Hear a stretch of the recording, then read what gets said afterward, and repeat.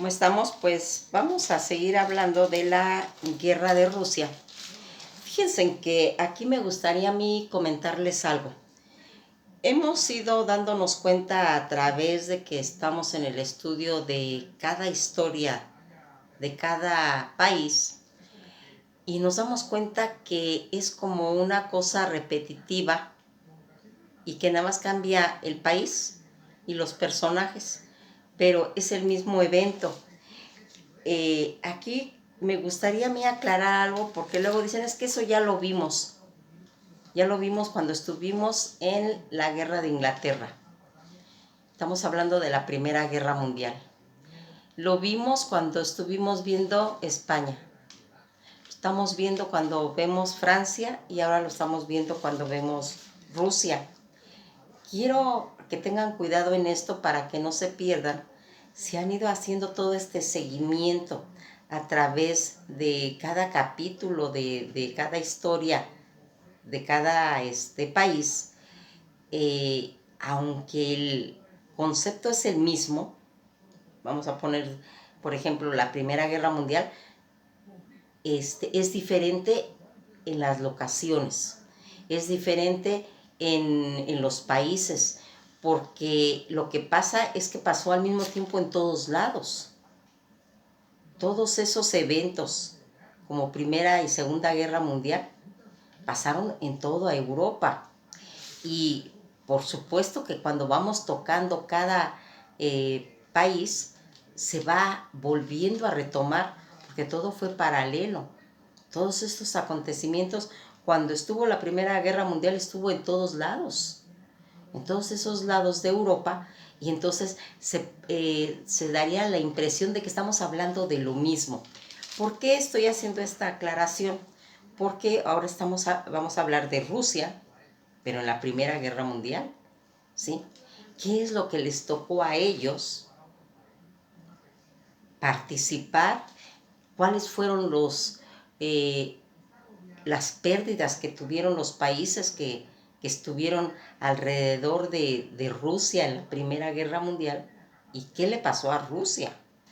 Que este es el caso. ¿Cuáles son los personajes que hemos visto? Y que aquí hemos mencionado, por ejemplo, cuando estábamos hablando de esa guerra en la que fue en 1905, en la que se le denominó Rusia-Japón, y que los rusos se dieron cuenta, ya se habían dado cuenta ellos desde guerras anteriores, que no tenían la capacidad de enfrentarse a, pues todavía no se podían decir potencias, ¿sí? Pero eran dinastías, eran reinados, eran principados muy, muy importantes, porque se estaban haciendo la formación de todos esos estados y que aquí les va a empezar a tocar a cada uno esa parte que les corresponde, porque recordarán que se habían formado ya todos los estados nacionales que estaban en esa época, como había sido Inglaterra, como había sido Francia, como había sido España, ¿sí? Y que aquí, ¿qué es lo que va a empezar a hacer? Aquí va a empezar a hacer la formación de Rusia. Y vimos todo ese recorrido a través de todas esas dinastías que formaron todos los pueblos de Rusia. Pero aquí va a entrar factores ya importantísimos, porque aquí ya va a ser la formación de Alemania y de Italia. Cuando se va a empezar a hacer toda esta aglomeración y que va a traer todas esas revoluciones intestinas y que va a traer esa introducción a la Primera Guerra Mundial en Rusia, ahí es donde no nos debemos de confundir y decir, es que eso ya no lo veo porque ya lo vi en Francia, o ya lo vi en España, o lo vi en Inglaterra. No, es el mismo acontecimiento, pero en diferente país, con diferentes personajes, con diferente ideología y con diferentes pérdidas. Por eso quise tomar esta aclaración, porque aquí vamos a irnos dando cuenta de que van a ir viendo los rusos cómo en ese tren transsiberiano que tenía la capacidad de hacer ese recorrido en 8 días, ¿sí? Y que va a unir desde Moscú a todas esas localidades que están pues cerca, y marcando pues todo un hilo conductor para seguir estos acontecimientos. Aquí vamos a ir viendo cómo esa incapacidad de Nicolás II y el racionalismo que tuvo Rasputín e ignorancia hizo que no tuvieran los elementos adecuados para poder sacar a esa Rusia. El ser estaba tan ocupado en cuestiones familiares que no le prestó atención a lo que estaba aconteciendo en su propio país. Aquí en 1905, donde va a reunirse todo un pueblo, le va a ir a pedir ayuda, y él, en lugar de responder como debería de haber hecho un zar, manda a los ejércitos a que destruyan al pueblo, a su pueblo de él, a que haya esa matanza y que se considere como el domingo sangriento, donde van a empezarse a desatar posteriormente todas esas huelgas, donde aquí habían esos acorazados, toda esa flota naval que ya habían comentado que no era necesaria, y que sin embargo se va a dar un golpe de estado porque va a dividirse el ejército. Todo ese ejército en el que 3 años después, ya en 1914, cuando se hace lo de la Primera Guerra Mundial, y en 1917, 3 años después, donde va a estallar toda esa revolución bolchevique, en la que va a traer todos esos acontecimientos y contraste de la historia. Aquí nos vamos a ir dando cuenta cuando el pueblo llega al Palacio de los Zares, el que había hecho Alejandro III, todo ese legado de arte en el Palacio del Hermitage, en los que los zares no se refugiaron, se ocultaron, donde no tuvo esa fortaleza de poder resolver los problemas del pueblo. Aquí se van a acurrucar y van a tener toda esa potencia de un zarismo, en que el pueblo se empieza a dar cuenta de que es un fraude. Aquí vamos a ir viendo cómo desde Catalina la Grande, en aquel acorazado que había hecho en 1925 de Gregory, que había sido el acorazado, y que fíjense en lo que va a pasar aquí. El pueblo ruso se va a dar cuenta que una de las herramientas con las que puede divulgar todo lo que está padeciendo su pueblo, lo va a hacer por medio del cine. Y va a salir una historia en la que se denomina, que es en 1925, una película llamada El acorazado, donde se va a hablar de que están obligando a un hombre a comer carne podrida, pero que las personas que lo van a obligar no quieren obligarlo, y que se empieza a hacer una división y una rebelión interna, donde van a sacar las banderas rojas, y todo esto va a ser en el puerto de Odisea. Aquí vamos a irnos dando cuenta cómo tanto Inglaterra como Francia, todos esos lugares que estaban haciendo, van a ser testigos de toda esa recopilación civil que se enfrenta a la derrota que va a ocurrir en 1905. Tanto la Odisea va a ser pues una isla donde va a tener ese respaldo, ese pueblo, porque se van a empezar a juntar ese ejército, esa rebelión en Valadostok, todos esos marineros que están en Valadostok, donde están en Krosna y donde están en Odessa, esos ejércitos que van a formar parte y que se van a ir haciendo solidarios al pueblo, en las que se había formado una fuerza de represión para acabar con toda esa revolución donde hubieron más de 2000 muertos. Aquí nuevamente van a tener que estar los judíos, van a volver a tener esa carga de que son culpables de situaciones como ha sido a través de la historia, aquí vuelve a pasar, y que va a ir formándose automáticamente toda esa fuerza de represión para acabar con lo que está pagado. Aquí vamos a ir viendo cómo ese desprecio que en determinado momento por ocupaciones familiares tuvo tanto Nicolás como Alejandra, que los consideraba como plebes, y que van a hacer todo ese tiempo de reformas y que ya había pasado toda esa modernización que se había venido haciendo y que se tiene que seguir haciendo,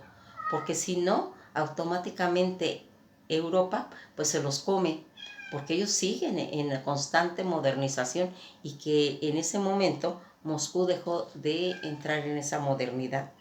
Aquí vamos a ir viendo cómo tanto Trepol,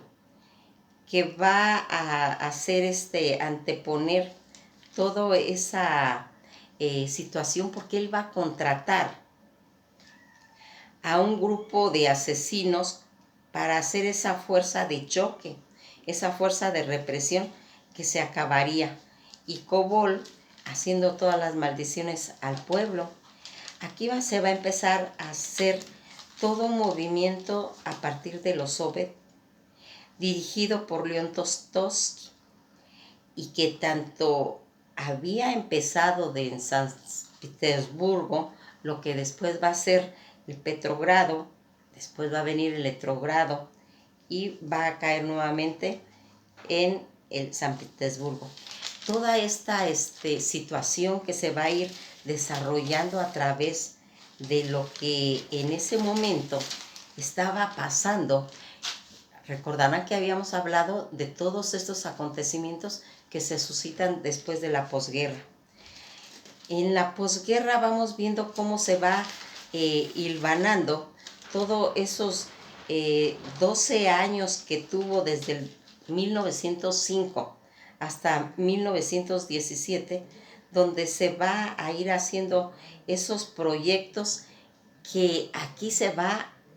a visualizar algo. La derrota que hubo y el problema que hubo en 1905 fue ocasionado porque no habían proyectos, de poder resolver un problema cuando se encuentra en una situación así, porque estaban llenos de desesperación, de tristeza, de abandono y de tortura a todo su pueblo. Aquí es donde van a empezar a entrar todas esas situaciones ya desde Suiza, cuando Lenin va a ir haciendo todo ese proyecto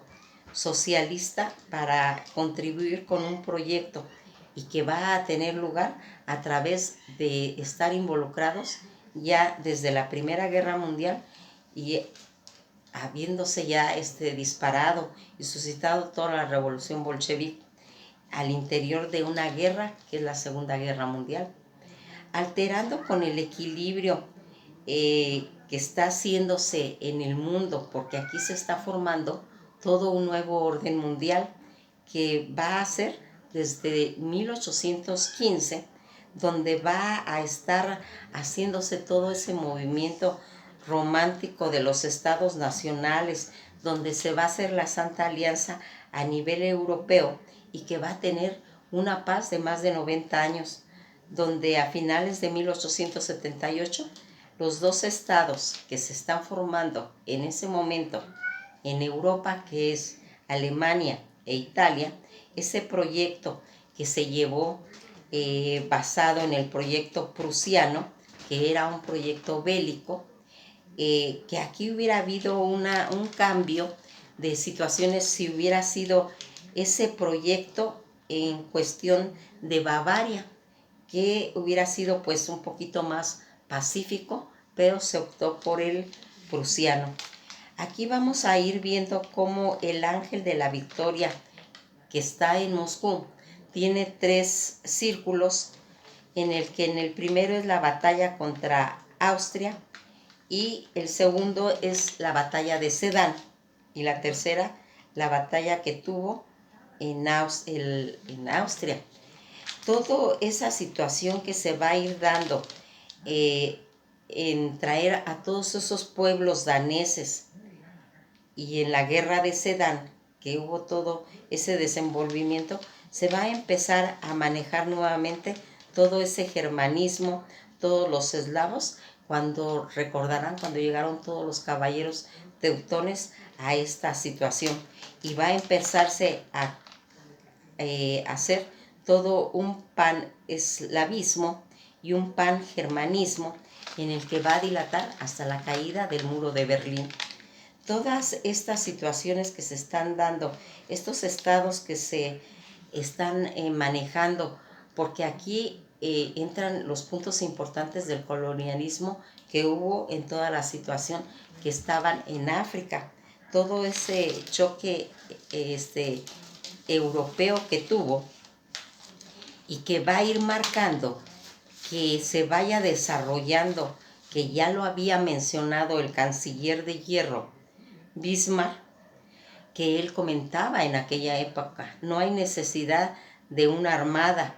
nos podemos pelear con todos, pero tenemos que tener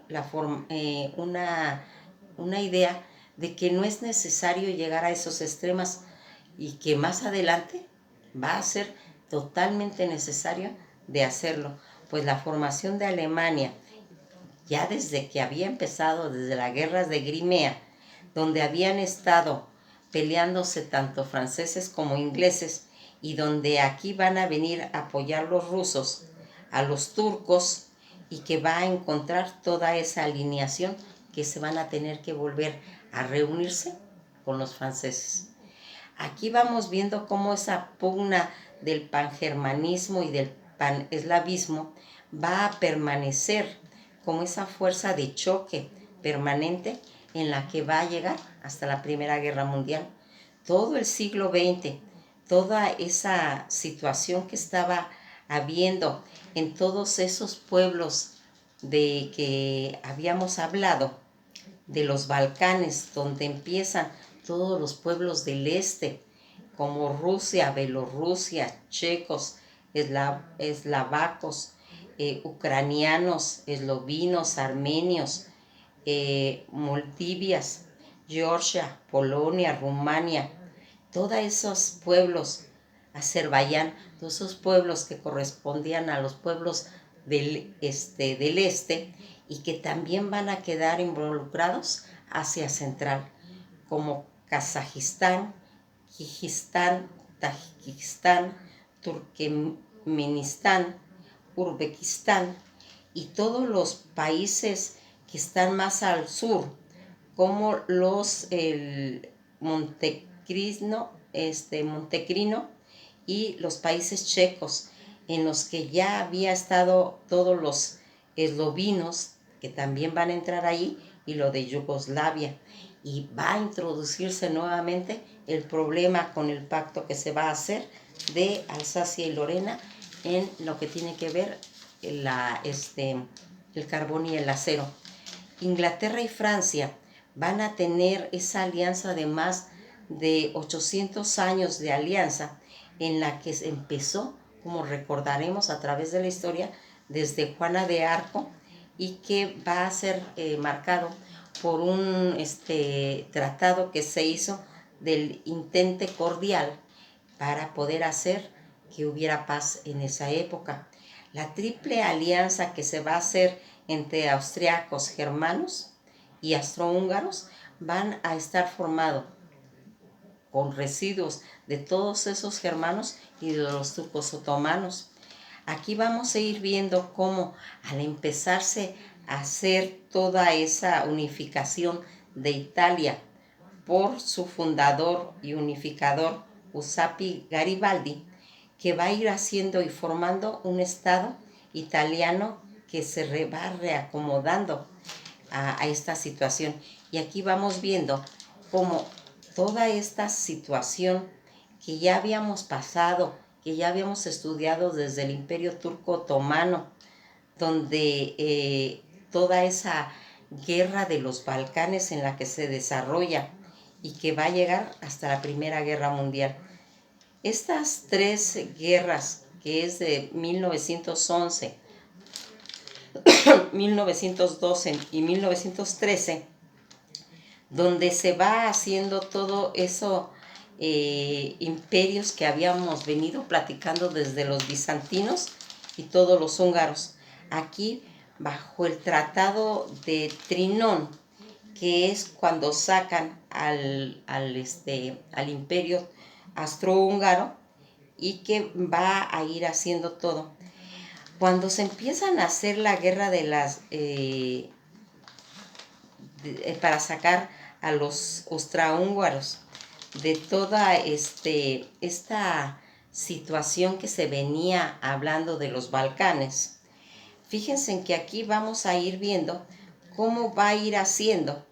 que cuando va a empezar la Primera Guerra Mundial y que va a empezar en Serbia y que va a tener toda esa consecuencia de llegar a introducir a Checoslovaquia. Pues nos vamos a quedar hasta aquí porque si nos vamos dando cuenta se van uniendo con todo esto que ya habíamos platicado y que nuevamente va a salir en colación cuando se va a introducir la Primera Guerra Mundial en Rusia. Esto ha sido todo por hoy y nos veremos en el próximo video donde ya vamos a entrar de plano a ver cuáles son los personajes que van a estar en esta situación marcada en todo lo que va a hacer que Rusia se salga de la Segunda Guerra Mundial más adelante, porque va a tener una revolución personal, una revolución interna en la que van a tener que pagar con tierras para poder salir de una Segunda Guerra Mundial.